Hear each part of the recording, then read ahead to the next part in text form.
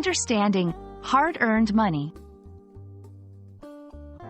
Hello, everyone. Welcome back to our channel where we make learning English fun and easy. Today, we're going to explore a very common and meaningful phrase in English, hard-earned money. Understanding this phrase is not just about learning new words but also about grasping the culture and values it represents. So, let's dive in and find out why this phrase is so powerful. Hard-earned money refers to money that someone has received from working very hard. It's not just any regular income. It's money that comes from sweat, effort, and often, long hours of work. This phrase emphasizes the effort and dedication put into earning this money, making it more valuable and respected. The phrase, hard-earned money, is important because it acknowledges and respects the effort and dedication people put into their work. It's often used in conversations to express empathy or understanding of someone's financial decisions or when discussing the value of money and work ethic. 1. Saving and investing.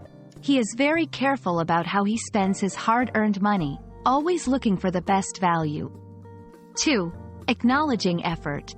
After months of hard work, she finally bought a car with her hard-earned money.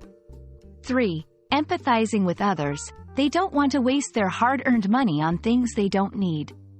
Understanding the context in which this phrase is used helps in not just knowing the language but also the cultural and emotional nuances behind it. To expand your vocabulary, here are some synonyms and related phrases. Blood, sweat, and tears emphasizes the intense effort put into earning. Sweat of one's brow. Another way to express that the money was earned through hard work. Toiling away. Working very hard, often for a long period. Using these synonyms and related phrases can add variety to your conversations and writing. Hard-earned money is a phrase that goes beyond its literal meaning to embody values of hard work, dedication, and respect for the effort. We hope this video helps you understand not just the words but the sentiment behind them. Remember, learning a language is not just about the words you use. It's also about connecting with the culture and emotions they represent. Until next time, keep learning and keep growing.